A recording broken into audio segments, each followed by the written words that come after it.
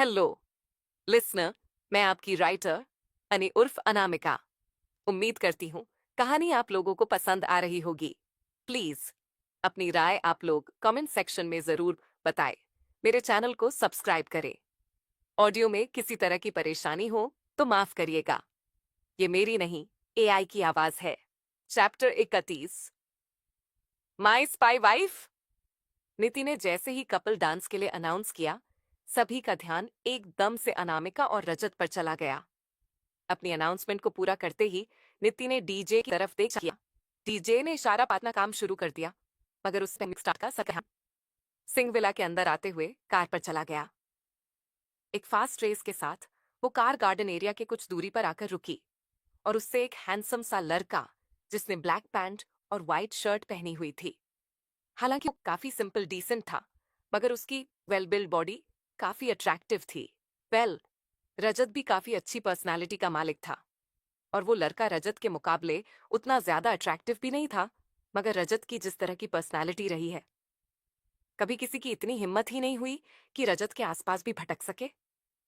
रजत का बिहेवियर हर किसी के लिए ही कोल्ड हुआ करता था, मगर इस लड़के का ऑरा काफी लाइट था और एक बहुत ही खूबसूरत सी मुस्कुराहट इसके होठों पर थी, जो इसे और भी ज्यादा चार्मिंग बना रही थी। वो ग्रीन एरिया में आया और निति पास आके खड़ा हो गया। उस लड़के को देखते ही निति पर मुस्कुराहट से गलाया। बदले में उस लड़के ने भी नीति को गले लगाया।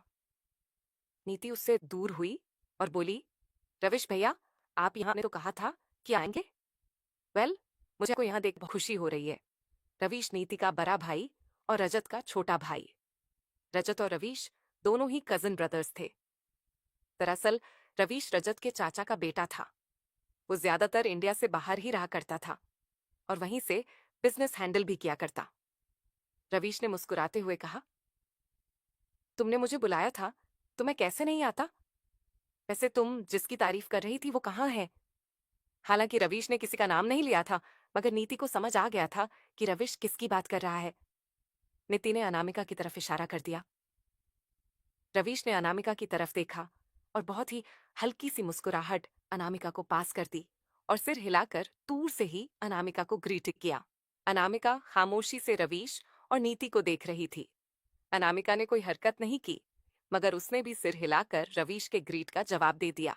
नीति ने रवीश का ध्यान अपनी ओर करते हुए कहा, आप बहुत सही समय पर आए हैं भैया। मैंने अभी कपल डांस परफॉर्मेंस के लिए अनाउंस किया है। फिर रवीश को थोड़ा छेड़ने वाले अंदाज में उसने कहा, आप भी किसी को चूज कर लो अपने डांस पार्टनर के तौर पर। रवीश ने नीति के सर पर मारते हुए कहा, छोटी हो छोटी रहो, बड़ी बनने की कोशिश मत कर, बड़े भाई को छेड़ रही है। रवीश का नेचर थोड़ा फ्लर्टी था। वो अक्सर किसी न किसी लड़की के साथ ही देखा जाता था, मगर वो कोई प्लेबॉय टाइप का नहीं था। इन दोनों की बातें चल रही थीं, तब तक डीजे ने एक हल्का सा म्यूजिक ऑन कर दिया। म्यूजिक जैसे ही स्टार्ट हुआ, रजत अनामिका की ओर बढ़ गया। धीरे से रजत ने अनामिका का हाथ पकड़ा और गार्डन एरिया के बीच ले आया। अनामिका की कमर में हाथ डाल रजत उसके साथ कपल डांस करने लगा। अब रवीश का ध्यान रजत पर गया तो उसके होठों की मुस्कुराहट गायब सी हो गई और थोड़ी नाराजगी सी दिखने लगी। उसने अपनी नजरें फेर लीं, मगर उसकी नजरों में कुछ ऐसा नहीं था कि वो रजत से किसी तरह की नफरत करता हो या उससे दुश्मनी रखता हो, और ना ही रवीश की आंखों में अनामिका के लिए कुछ था। ये जो कुछ भी था बहुत ही अजीब सा था। उसकी आंखों में नाराजगी जरूर थी, मगर इसमें कहीं पर भी कुछ ऐसा नहीं था जो इसे गलत कहे या गलत समझे। हल्का म्यूजिक प्ले हो रहा था और अब गाने के बोल भी बस शुरू हो चुके थे।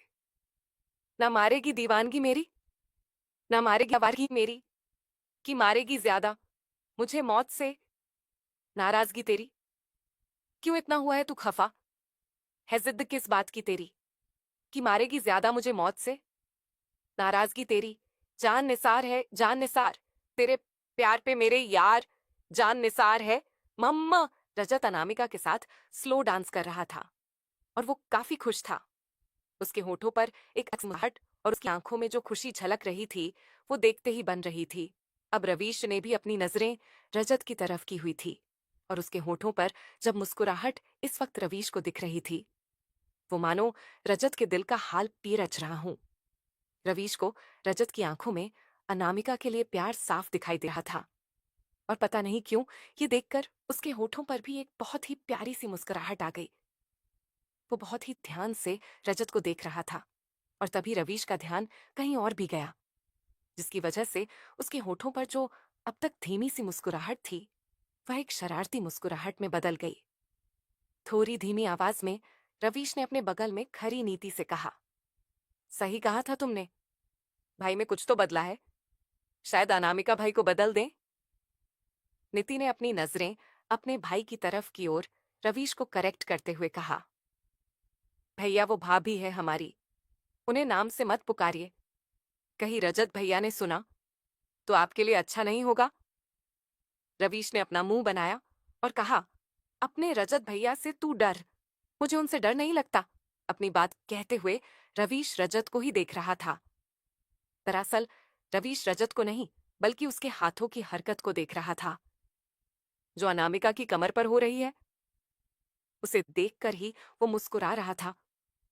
गाना आगे बजा, दुनिया जमाने से रिश्ते मिटाए हैं, तुझसे ही यारी है, हमारी एक बार तो आ, मैंने निभाया है, करके दिखाया है, ले तेरी बारी एक बारी, तू भी प्यार निभा। रजत ने अनामिका का हाथ पकड़ के खुद से दूर किया, और फिर उसे अपने करीब करते हुए गोल घुमाकर उसकी कमर को बेंड करते हुए उसे संभाला, और फिर उसे फ्लो करते हुए वापस अपने करीब ले आया। तू भी प्यार निभाओ यारा, तेरी बेरुखी से है बरी उम्र इंतजार की मेरी, कि मारेगी ज्यादा मुझे मौत से, नाराजगी तेरी, क्यों इतना हुआ है तू खफा, है जिद किस बात की तेरी, कि मारेगी ज्यादा मुझे मौत से, नाराजगी तेरी, जान निसार है, जान निसार तेरे प्यार पे मेरे यार, जान निसार है मम्मा। रजत ने अपना एक हाथ अपनी पीठ के पीछे करके रखा हुआ था, और अनामिका का हाथ पकड़ डीते उसे गोल गोल घुमा रहा था। अनामिका जैसे ही गोल घूमते हुए रुकी, रजत ने उसे बिना किसी बात का मौका दिए हुए उसे कमर से पकड़कर अपने करीब किया। अनामिका को देखकर ऐसा लग रहा था जैसे उसे इन सब में कोई दिलचस्पी न हो, और वह जिसे छूटते ही भागने को तैयार हूं। मगर रजत उसे किसी बात का मौका एक तो पहले ही नहीं दे रहा था, उसके ऊपर से पता नहीं क्यों, ना चाहते हुए भी अनामिका ये सब कर रही थी। गाना खत्म हुआ और डांस भी रुका। डांस के खत्म होते ही सभी लोगों ने तालियां बजाना शुरू कर दिया। डांस के दौरान अनामिका की जो आंखें गुस्से से लाल हुए जा रही थीं, अब पूरी तरह से शांत और भावहीन हो चुकी थी। म्यूजिक के रुकते ही अनामिका ने धीरे से रजत के हाथों से अपना हाथ छुड़ा या और चुपचाप वहां से थोड़ी दूर चली गई। आखिर कौन है, रवीश दोस्त या दुश्मन? क्या चल रहा है रवीश के दिमाग में? क्या है अनामिका के गुस्से का कारण, और क्यों उसने अब तक खुद को शांत रखा है? क्या ये तूफान से पहले की शांति है? कहानी में आगे क्या होगा, जानने के लिए पढ़िए माई स्पाई वाइफ, चैप्टर 22, माई स्पाई वाइफ। डांस के खत्म होते ही अनामिका फौरन वहां से चली गई। दूर खड़ा रवीश बहुत ही ध्यान से अनामिका और रजत को ही देख रहा था, मानो वो उन दोनों को, या फिर यूं कहा जाए कि वो उन दोनों के रिश्तों को समझने की कोशिश कर रहा हूं। जहां एक तरफ रवीश रजत के चेहरे पर एक खुशी देख सकता था, अनामिका कि उसके पास होने पर उसकी आंखों में प्यार देख सकता था, तो दूसरी तरफ अनामिका जिसका चेहरा गुस्से से तमतमाया हुआ था। उसे देखकर ही ऐसा लग रहा था कि वो खुद पर कंट्रोल करने की कोशिश कर रही है, खुद को शांत रखने की कोशिश कर रही है। पार्टी का माहौल काफी अच्छा था, सब लोग काफी एंजॉय कर रहे थे। सर्वेंट ने स्नैक्स और ड्रिंक सर्व करना शुरू कर दिया था। सभी लोग ड्रिंक लेते हुए पार्टी को एंजॉय कर रहे थे, मगर अनामिका के दिमाग में तो बस वो फोन कॉल ही चल रहा था।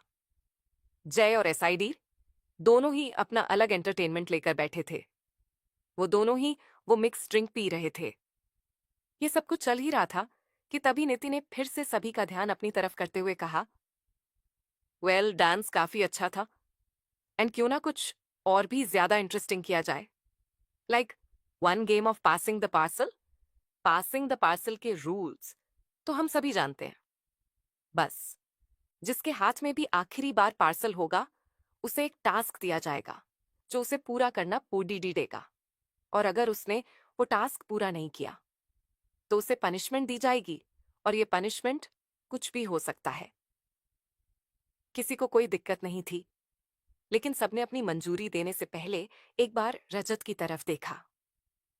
रजत ने यह महसूस किया तो उसने एक नजर अनामिका को देखा, जो इस पर कुछ भी रिएक्ट नहीं कर रही थी, जैसे हमेशा रहती थी वैसे ही थी। उसे देखकर ऐसा लग रहा था कि अनामिका को शायद कोई ऑब्जेक्शन नहीं है। ये सोचकर रजत ने भी अपनी हामी भर दी, और रजत की हामी मिलते ही नित्ति ने सारे अरेंजमेंट्स करवा दिए। वहां पे कुछ टेबल्स लगे थे जहां पर स्नैक्स और ड्रिंक्स का अरेंजमेंट था। गेम का सेटअप लगाने के लिए उन सबके प्लेसेस को बदलना पड़ गया, जिसकी वजह से वो हार्ड ड्रिंक जो SID.J ने बनाई थी वो बाकी की ड्रिंक्स के साथ मिक्स हो गए, और अब वो सारे ड्रिंक्स बाकी के सॉफ्ट ड्रिंक्स के साथ मिक्स होकर सर्व हो रहे थे। सभी लोग अपनी अपनी जगह पर बैठे और निति ने म्यूजिक का चार्ज लिया। वो गेम का पार्ट नहीं बनी। गेम स्टार्ट हुआ और सभी ने एक दूसरे को पिल्लों पास करना शुरू कर दिया। म्यूजिक के बंद होते ही पार्सल जिसके हाथ में था वह वही बैठी एक लड़की थी, और जैसे ही वो फंसी सबने हूटिंग की। मगर रजत और अनामिका दोनों ही शांत है, और रविश इन दोनों को बहुत ही ध्यान से ऑब्जर्व कर रहा था। उस लड़की से उसके फ्रेंड ने सवाल किया, सो टेल मी, अगर तुम्हें अपने मन से किसी को अपना पार्टनर बनाने का मौका मिले तो तुम यहां मौजूद किससे अपना बॉयफ्रेंड बनाना चाहोगी? उस लड़की ने अपने फ्रेंड को देखा और बिना हिचकिचाए उसने सीधे सीधे जवाब दिया, of course, CEO of Singh group Rajat Pratap Singh. वहां मौजूद ज्यादातर लड़कियां उस लड़की को घूर कर देख रही थीं। रजत ने उस लड़की को पूरी तरह नजरअंदाज कर दिया, और उसके जवाब को भी, क्योंकि रजत का ध्यान अपने सामने बैठी खूबसूरत लड़की पर था। उस लड़की के जवाब के बाद गेम फिर से स्टार्ट हुआ। ऐसे ही एक एक कर सभी लोग आउट होने लगे। कई सारे सवाल, इंटरेस्टिंग से टास्क, और इसी सब के बीच एक पल ऐसा आया जब म्यूजिक रुकने के बाद वो पार्सल रजत के हाथों में था, और अब बारी थी कि रजत से कोई सवाल करे या उसे टास्क दे। मगर सभी लोग चुप थे और किसी ने एक शब्द भी कहने की हिम्मत नहीं की। नीति ने ही झट से इशारा किया और हाथ ऊपर कर कहा, मैं भैया को मैं टास्क दूंगी। सभी ने नीति की तरफ देखा और नीति ने अपनी बात को जारी रखते हुए आगे कहा, तो रजत भैया, अब आपकी बारी है। आपका टास्क ये है कि आप भाभी के लिए अपनी फीलिंग एक्सप्रेस करें थ्रू अ ब्यूटिफुल सॉन्ग। अभी तक उसके चेहरे पर कोई एक्सप्रेशंस नहीं थे, मगर अनामिका को देखते हुए उसकी आंखों में एक नरमी सी थी। उसने अपनी थोड़ी भारी आवाज में कहा, मुझे गाना नहीं आता। अनिरुद्ध, जो कि रजत के बगल में ही बैठा हुआ था, उसने कहा, अबे गाना गाना कौन सा रॉकेट साइंस है, कोशिश तो कर। कुछ नहीं तो अनामिका के बारे में सोचकर ही कोशिश कर लें। रजत ने अपनी तिरछी नजरों से अनिरुद्ध को देखा। यह अनिरुद्ध के लिए एक वार्निंग के जैसा था। अनिरुद्ध चुप हो गया, मगर रजत ने अनिरुद्ध की बात मानी। सभी की कानों में रजत की आवाज पड़ी, एहसास की जो जुबान बन गए, एहसास की जो जुबान बन गए, दिल में मेरे मेहमान बन गए। आपकी तारीफ में क्या कहें। आप हमारी जान बन गए, आप हमारी जान बन गए। आप ही रब, आप ईमान बन गए, आप हमारी जान बन गए। आ रजत की आवाज थोड़ी भारी थी, मगर वो काफी अच्छा गा रहा था। मगर उसकी आवाज बिल्कुल भी सुरीली नहीं थी, मगर जिस तरह से वो गा रहा था, उसकी आवाज से ही साफ पता चल रहा था कि वो अनामिका से कितना प्यार करता है। कि गाते हुए रजत अनामिका की आंखों में ही देख रहा था, और अनामिका भी रजत को ही देख रही थी। किस्मत से हमें आप हमदम मिल गए, जैसे कि दुआ को अल्फाज मिल गए। सोचा तो नहीं, वो हासिल हो गया। चाहूं आऊं और क्या, कि खुदा दे अब मुझे रब से मिला, एक अयान बन गए, खचवाबों का मेरे मकान बन गए। आपकी तारीफ में क्या कहें। आप हमारी जान बन गए, आप हमारी जान बन गए, आप हमारी जान बन गए। आप ही रब, आप ईमान बन गए, आप हमारी जान बन गए। दीन है इलाही मेरा मान है, माही मैं तो सजदा करूं उनको। अर्ज रुवाई मेरी फर्ज दवाई मेरी, इश्क हुआ मुझको। दीन है इलाही, मेरा मान है माही, मैं तो सजदा करूं उनको। अर्ज रुआई, मेरी फर्ज दवाई मेरी, इश्क हुआ मुझको, जान बन गए। रजत ने इतनी शिद्दत के साथ गाया था कि वहां मौजूद हर कोई उस गाने को दिल से महसूस कर पा रहा था।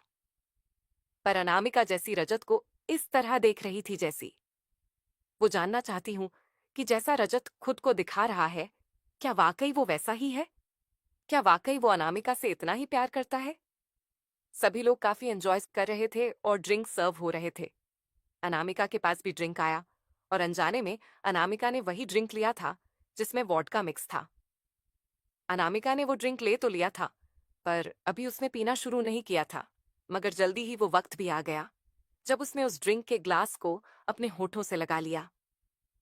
अनामिका ने हल्की हल्की सीप लेनी शुरू की। उसे कुछ अजीब टेस्ट लगा। हालांकि नेशनल डिफेंस में drink academic candidate officer rank होने पर ऑफिसर्स को ड्रिंक की हैबिट भी करवाई जाती है। ये एक रिचुअल की जैसा होता है। इनफैक्ट ट्रेनिंग के दौरान भी ऑफिसर्स को ड्रिंक की हैबिट करवाई जाती है। बट अनामिका का अल्कोहल टॉलरेंस काफी खराब था। उसके ऊपर से अनामिका एक लंबे वक्त तक बीमार थी, जिसकी वजह से ये टॉलरेंस और भी ज्यादा बुरा हो गया। और अब देखना ये था कि अनामिका इस ड्रिंक को पीने के बाद क्या करती है।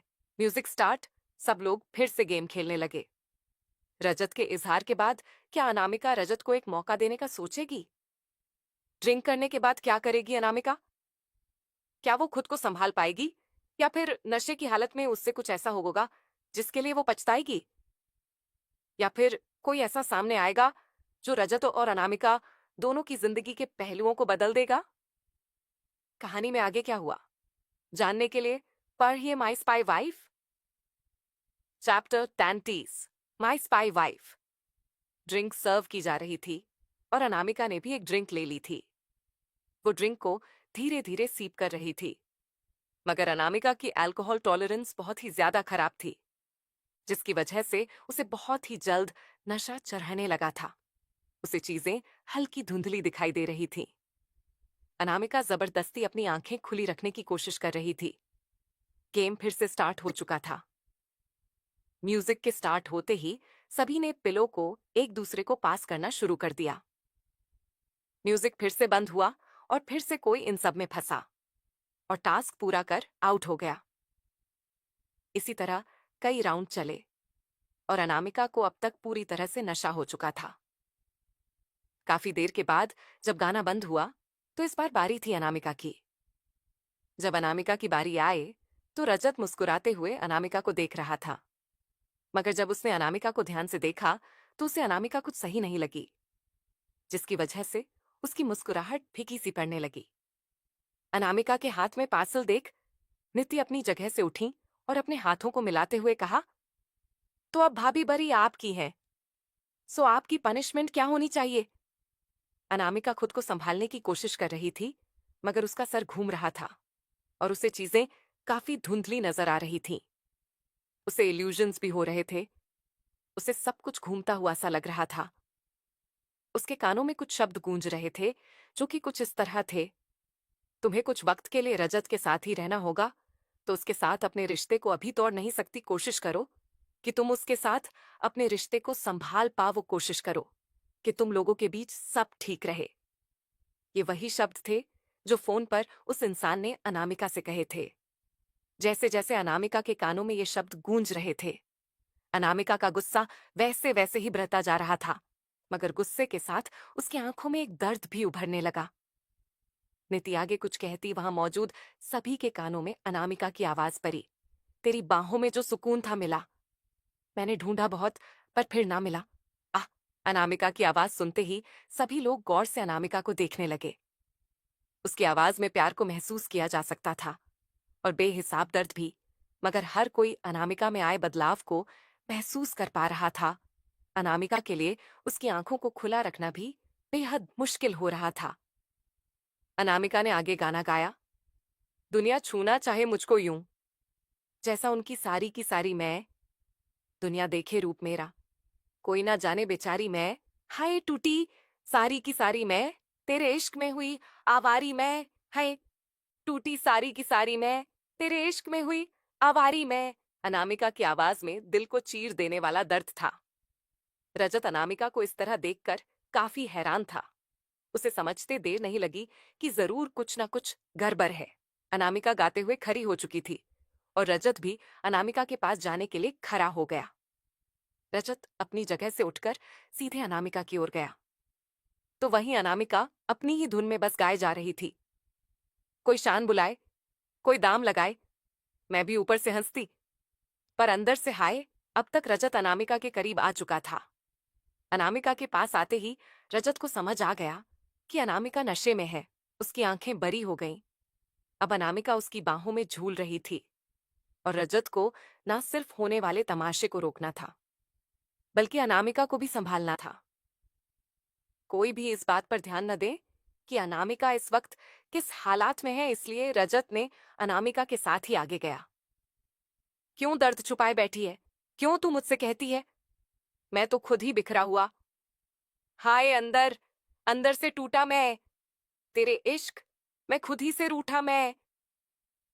हाय अंदर अंदर से टूटा मैं, तेरे इश्क में खुद ही से रूठा मैं। अनामिका बहुत ही मुश्किल से अपनी आंखें खोल पा रही थी। अनामिका को इतने ज्यादा इल्यूजन हो रहे थे कि उसे रजत के चेहरे में किसी और का ही चेहरा दिखने लग जाता।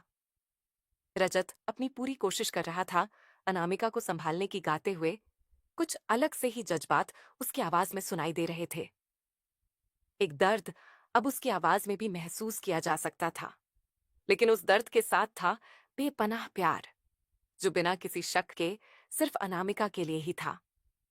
मगर इन सब के दौरान भी उसे सिर्फ अनामिका का ख्याल था। वह अपनी पूरी कोशिश कर रहा था अनामिका को संभालने की। वह बिल्कुल नहीं चाहता था कि इन सब में किसी तरह से भी अनामिका का तमाशा बने। रजत ने आगे गाया, मैं जी भर के रो लूं, तेरी बाहों में सो लूं, अब फिर से मुझे मिल, मैं तुझसे ये बोलूं, तू अनमोल थी, पल पल बोलती थी, ऐसी चुप तू लगा के गई, सारी खुशियां खा के गई। हाय अंदर से टूटा मैं, तेरे इश्क में खुद ही से रूठा मैं। अनामिका की आंखों में एक नमी सी उतरने लगी, जैसे वो रजत के एहसासों को महसूस कर पा रही हो। उसकी आंखें लाल और डबडबाई सी हो गईं। अनामिका की आंखों में रजत का नहीं, बल्कि इस वक्त किसी और का ही चेहरा था।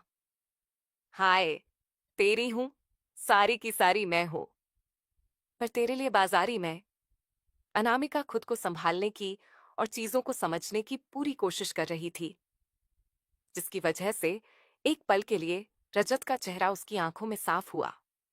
तो आखिरी लाइन गाते हुए अनामिका की आवाज में एक उदासी सी आ गई। और ज्यादा देर तक अनामिका खुद को अपने पैरों पर खड़ा नहीं रख पाई और अनामिका के कदम लरखरा गए। देर न करते हुए रजत ने अनामिका को अपनी बाहों में उठाया और फौरन उसे लेकर विला की ओर बढ़ गया। रवीश, नीति और बाकी के सारे गेस्ट अनामिका और रजत को ही देख रहे थे। उनमें से किसी को कुछ समझ नहीं आ रहा था। वही साइड में खड़ी दे सिड और जय की हालत खराब थी। उन्होंने सोचा भी नहीं था कि वॉडका वाली ड्रिंक अनामिका पी सकती है और उसकी ऐसी हालत हो सकती है। कुछ देर तो सभी लोग यूं ही बस उन दोनों को जाते हुए देखते रहे। फिर सभी लोग रजत के पीछे पीछे गए। रजत विला के अंदर जाते ही अपने कमरे की ओर बाहर रह गया। कमरे में जाने के बाद अनामिका को उसने अपने बेड पर लिटाया। इस दौरान अनामिका रजत की बाहों में बहुत ही ज्यादा छटपटा रही थी। वो बार बार रजत को खुद से दूर करने की कोशिश कर रही थी, मगर अनामिका जितनी कोशिश करती रजत उसे उतना ही मजबूती से अपनी बाहों में उठाए हुए आगे बढ़ाता चला गया। अनामिका को बेड पर लिटाकर रजत कमरे के बाहर आया और कमरे के बाहर ही सभी लोग खड़ीदते थे। वो गुस्से से सबको घूर रहा था। इस वक्त रजत का गुस्सा मानो 7वें आसमान पर था। कुछ पल उन सबको घूर कर रजत ने दांत पीसते हुए जैसे कुछ कहने के लिए उसने अपना मुंह खोला। उसे एक आवाज आई और वो जल्दी से भागकर कमरे में गया। रजत जैसे ही कमरे में आया, उसने देखा कि बेड बिखरा हुआ है और अनामिका बेड पर नहीं है। वो कमरे में इधर उधर अनामिका को ढूंढने लगा, रजत का कमरा फर्स्ट फ्लोर पर था और वो पागलों की तरह अनामिका को पूरे कमरे में ढूंढ रहा था। ढूंढते ढूंढते रजत बालकनी की ओर गया और जैसे ही उसने बालकनी का नजारा देखा, उसकी आंखें फटी की फटी रह गईं। बाहर खड़े किसी में भी हिम्मत नहीं थी कि वो रजत के कमरे में जाए, क्योंकि रजत को कभी पसंद नहीं था कि उसके अलावा या उसके इजाजत के बिना कोई उसके कमरे में आए। इसलिए सभी लोग बाहर खड़े खाब करते थे।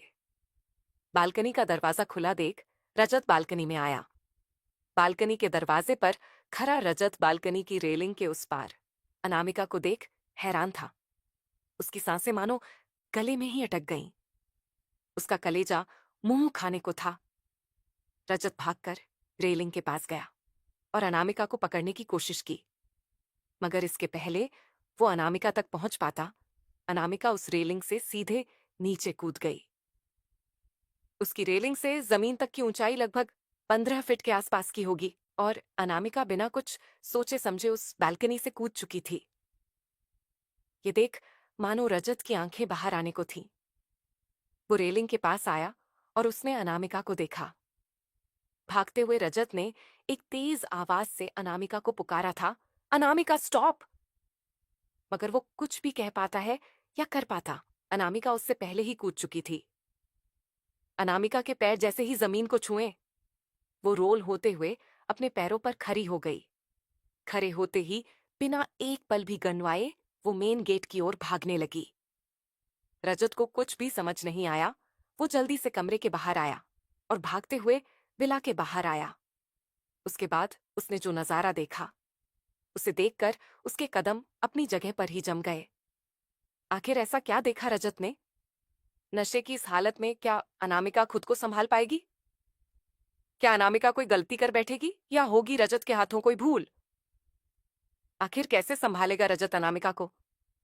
कहानी में आगे क्या हुआ जानने के लिए पढ़िए माई स्पाई वाइफ चैप्टर 34। माई स्पाई वाइफ। अनजाने में ही अनामिका ने अल्कोहल वाली ड्रिंक पी ली। रजत ने उसे किसी तरह संभाला और कमरे में ले गया।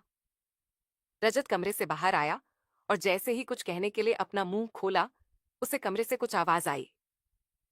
वो वापस कमरे में गया तो बेड की हालत तहस नहस थी और जो आवाज उसे आई थी वो कुछ और नहीं बल्कि बेड के पास रखे लैंप की थी, जो कि जमीन पर गिरा पड़ा था। रजत ने फौरन ही अनामिका को ढूंढना शुरू किया और घूमते घूमते वो बालकनी में गया। अनामिका रेलिंग के उस पार खड़ी थी, जो देखकर रजत की सांसें ही अटक गईं। रजत फौरन अनामिका की तरफ भागा और उसे आवाज देते हुए कहा, अनामिका स्टॉप! मगर इससे पहले रजत अनामिका तक पहुंचता, अनामिका नीचे कूद चुकी थी। अनामिका फर्स्ट फ्लोर से जंप कर चुकी थी और रजत की आंखें बरी हो चुकी थीं। रजत डर और शौक के मारे अनामिका को देखता रह गया, मगर उसका ये डर अनामिका की फिक्र से ज्यादा बड़ा नहीं था। रजत ने फौरन ही रिएक्ट किया और तुरंत कमरे से बाहर की ओर भागा। वो विला के बाहर आया, लेकिन जैसे ही वो वहां पहुंचा जहां अनामिका थी, वो अनामिका को देख हैरान रह गया। रजत के कदम अपनी जगह पर ही जम गए। इस वक्त अनामिका विला के गार्ड्स के साथ फाइट कर रही थी और उनमें से 5 से 6 गार्ड्स जमीन पर पूडी डीडे हुए थे। रजत के पीछे भागते हुए बाकी लोग भी आ गए थे और अनामिका को इस तरह फाइट करता देख वो सब भी हैरान थे। ये सब कुछ होने में ज्यादा से ज्यादा 3 से 4 मिनट का समय लगा होगा और उतने समय में अनामिका ने 5 से 6 गार्ड्स को ऑलरेडी पीटकर जमीन पर गिरा दिया था और वो लोग दर्द से कराह रहे थे। दरअसल जैसे ही अनामिका कूदी, वो भागते हुए विला के गेट की ओर जा रही थी। गार्ड्स ने उसका रास्ता रोकने की कोशिश की और उसे आगे बढ़ने से रोका, जिस पर अनामिका को गुस्सा आ गया। वो किसी भी कीमत पर एक और पल इस विला के अंदर बिताना नहीं चाहती थी।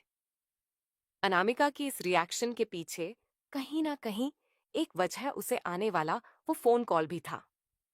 इस वक्त अनामिका पूरी तरह आउट ऑफ कंट्रोल हो चुकी थी। कोई भी उस पर काबू नहीं कर पा रहा था। जैसे जैसे गार्ड उसकी तरफ बह रहे थे, अनामिका उन्हें पीटकर जमीन पर गिरा देती। विला के आधे से ज्यादा गार्ड अब तक पिटकर जमीन पर पूडी डीडे थे और जैसे जैसे गार्ड्स आ रहे थे, वो मार खाकर जमीन पर गिरते जा रहे थे। एक तरफ गार्ड्स की हालत खराब थी। एक भी गार्ड अनामिका के सामने टिक नहीं पा रहा था। अनामिका को सेकंड से भी काम का समय लगता उन सबको जमीन पर लिटाने में। तो दूसरी तरफ इस नजारे को देख उन सब लोगों की हालत खराब थी। विला में आए सभी लोग बस अनामिका की फाइटिंग स्किल्स को ही देख रहे थे। उसका हर एक टर्न, उसका फ्लिप, वो सब इतना परफेक्ट और फाइन था कि जिसे एक्सप्लेन नहीं किया जा सकता था। फाइट के दौरान अनामिका के बाल भी खुल चुके थे। उसके ऊपर नीचे उछल कूद करने की वजह से उसके बाल लहरा रहे थे और अनामिका बेहद खूबसूरत लग रही थी। रजत तो बस एकटक अनामिका को ही देख रहा था। विला का कोई भी गार्ड अनामिका पर अटैक नहीं कर रहा था। वो सब लोग बस खुद को डिफेंड करने की कोशिश कर रहे थे और अनामिका को आगे बढ़ने से रोक रहे थे। मगर वो लोग इस काम में भी बहुत बुरी तरह नाकामयाब हो रहे थे, क्योंकि जो कोई भी अनामिका के पास आता वो मार खाकर जमीन पर पड़ा होता और अनामिका धीरे धीरे आगे बढ़ती जा रही थी। अनामिका को वो रोक तो नहीं पा रहे थे, मगर अनामिका की रफ्तार जरूर कम हो चुकी थी। जब आधे से ज्यादा गार्ड मार खाकर पीड़ित हुए थे, तब रजत ने हरकत की और वो तेज मगर दबे कदमों से आगे बढ़ने लगा। वो अनामिका के बिना भनक लगे उसके पीछे आया। उसने अपना एक हाथ अनामिका की गर्दन की तरफ बढ़ाया और उसकी गर्दन के किसी नस को दबाया। अनामिका एकदम से निढाल पर गई। वह बेहोश होकर सीधे रजत की बाहों में जा गिरी। अनामिका की आंखें बंद हो चुकी थीं। अनामिका ने अपने बालों को अच्छी तरह नहीं बांधा था और फाइट की वजह से उसके बाल खुलकर बिखर चुके थे, जो कि अब कुछ उसके चेहरे पर भी आ रहे थे। रजत ने अपना हाथ बढ़ाकर अनामिका के चेहरे पर से उसके बालों को हटाया। उसे अपनी गोद में अच्छी तरह उठाया और विला की ओर बहा गया।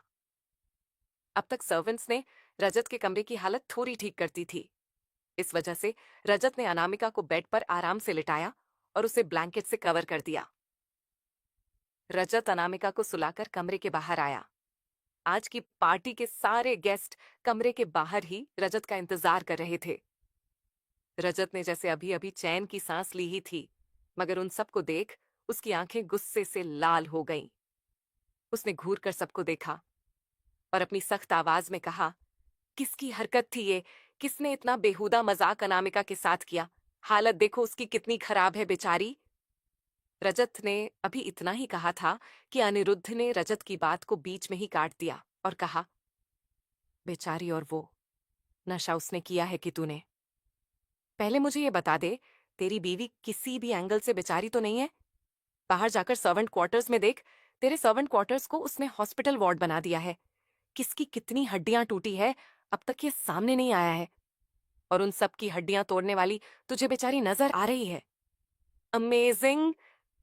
रजत अनिरुद्ध के टोंट को अच्छी तरह समझ रहा था और अनिरुद्ध का कहना गलत भी नहीं था।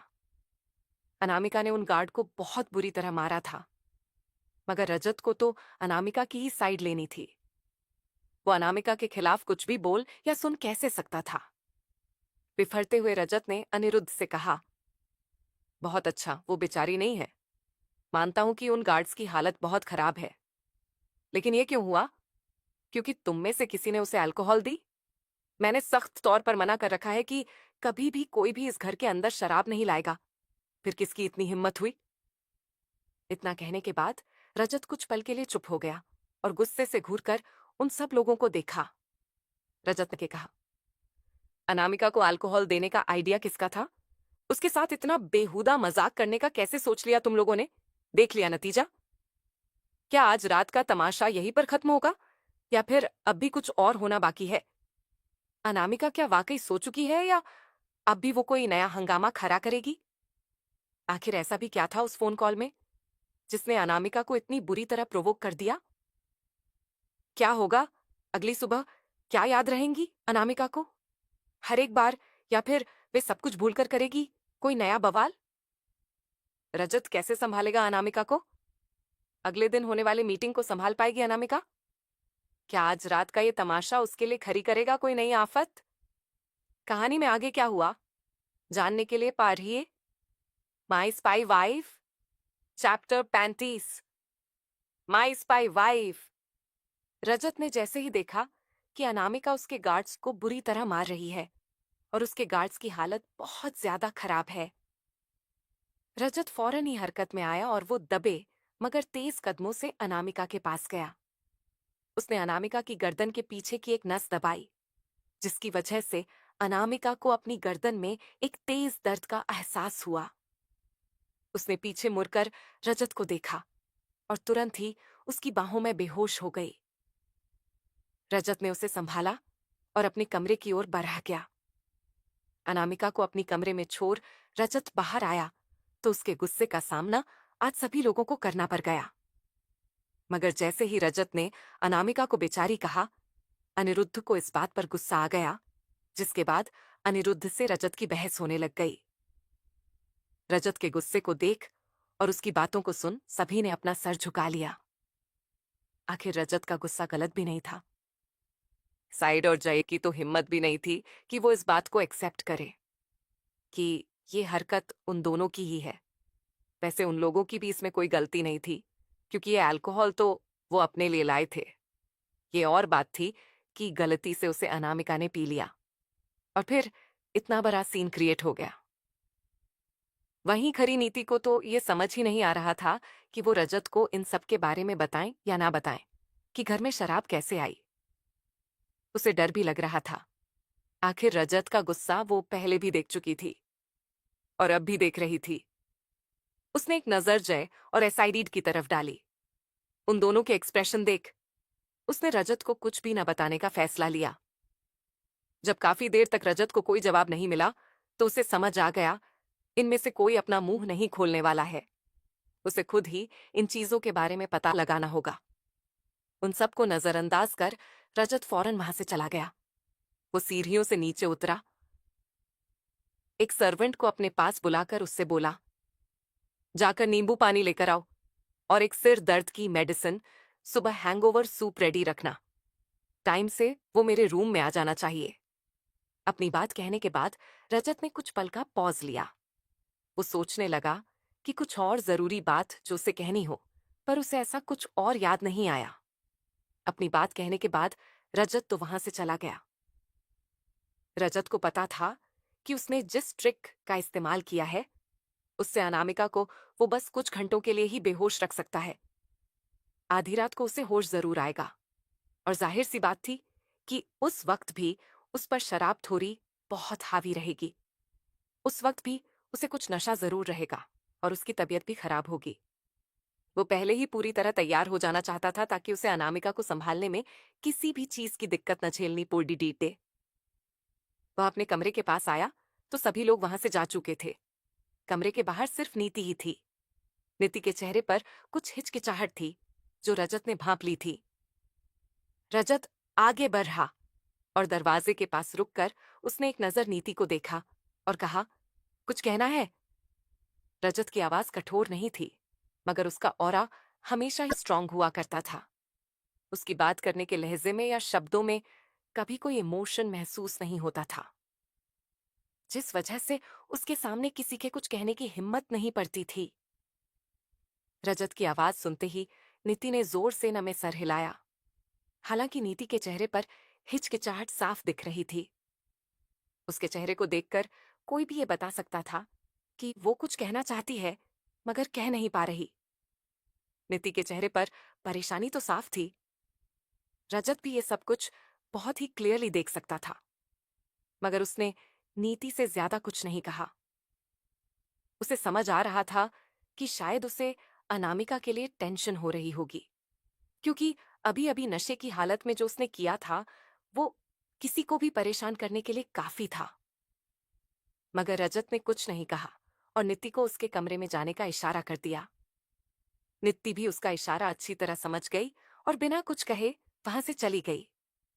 कुछ समय बाद सर्वेंट आया और नींबू पानी और मेडिसिन कमरे में रखकर चला गया। लैंप की हल्की पीली रोशनी में रजत ने अनामिका का चेहरा देखा। पता नहीं क्यों, मगर रजत को हंसी आ गई। और हंसी आती भी क्यों नहीं, उसने उसके वेल ट्रेन्ड गार्ड को पूरी तरह मारा था। वो आज के आए हुए गेस्ट का दिमाग भी अच्छी तरह पढ़ सकता था।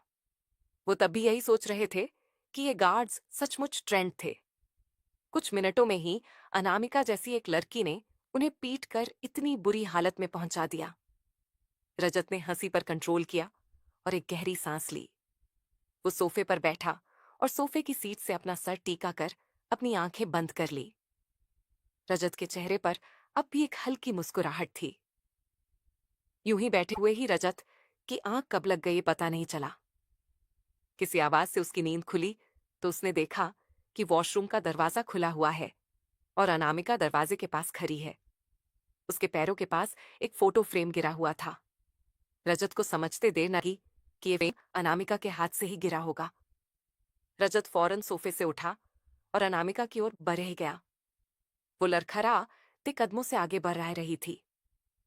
रजत फौरन उसके पास पहुंचा और उसने अनामिका को संभाला और वॉशरूम के अंदर ले गया। उसने उसे वॉश बेसिन के पास खड़ा कर दिया और तुरंत ही अनामिका को वॉमिटिंग होने की। अब से रजत अनामिका को, क्या नशे की हालत में अब भी कुछ और होने वाला है? क्या यह रजत की परेशानी का अंत है या शुरुआत क्या होगा आज रात? कहानी आगे क्या हुआ जानने के लिए पढ़िए माय स्पाई वाइफ।